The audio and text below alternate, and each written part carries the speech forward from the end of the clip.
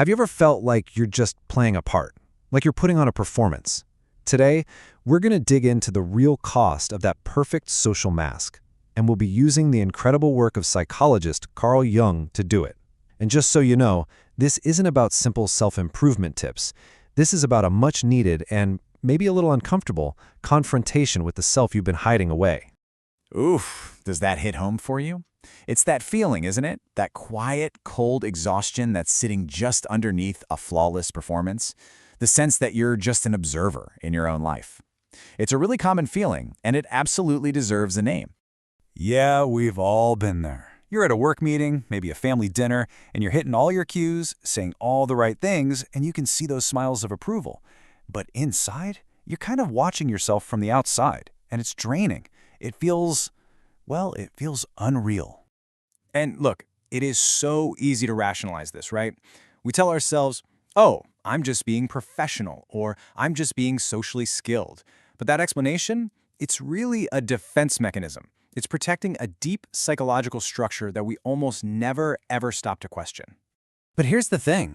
This experience, this ghost in a costume feeling, it's not just some quirky personality trait. Psychologically speaking, it's actually a recognized condition. So we're moving from just a vague feeling to a pretty specific diagnosis. So what is the official term for this social mask, this very convincing costume that we all seem to live in from time to time? Well, the great psychoanalyst Carl Jung had a very specific name for it. He called it the persona. And this is where it gets really interesting, because the problem isn't having a persona. Let's be real, we all need one to function in the world. The danger, the real danger, comes when you stop wearing the mask and you become the mask. So where did this second skin even come from? Well, it wasn't an accident. Nope. You carefully and very logically constructed it as a survival tool, and you started doing it from a very, very early age. Jung traced it all the way back to something he called the parental imago.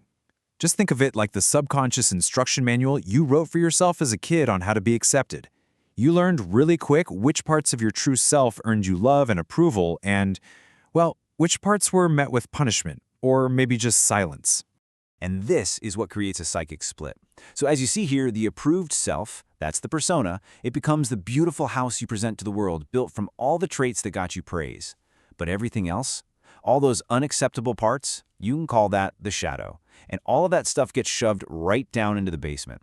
You literally build your public life on the floor right above it. But living this way, it comes at a tremendous cost. Building your life like this creates what Jung called a psychologically outside-in existence, and it makes you incredibly, incredibly fragile. The logic here is simple, and it's pretty brutal.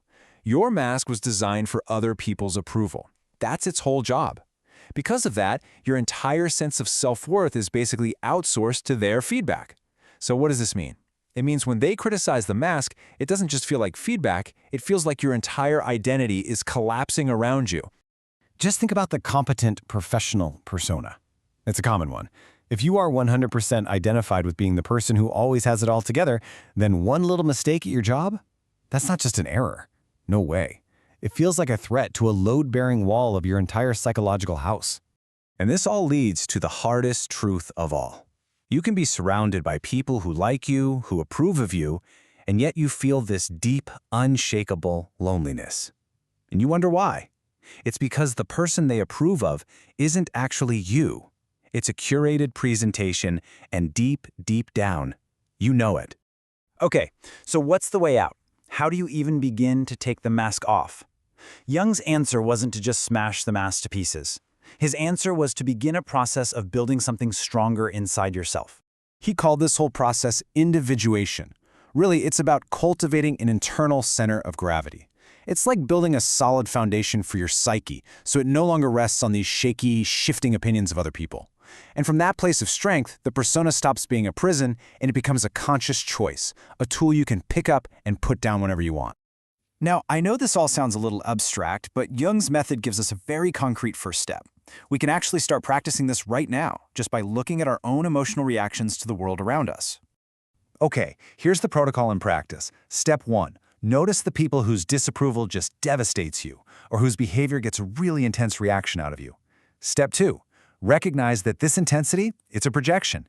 And then step 3, ask the really powerful question, what quality am I seeing in them that I haven't allowed myself to own? And this right here, this is a massive reframing of power. You don't feel controlled by other people because they have some kind of inherent power over you. No, you feel controlled because you have handed them the keys to your own self-worth. You have outsourced your center. And let's end on a hard truth. That feeling of readiness, that perfect moment you're waiting for to finally be authentic, it's a fiction. It's not coming. It's just another defense mechanism.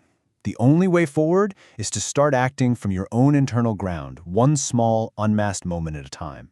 So the final question is, are you ready to take that first terrifying step?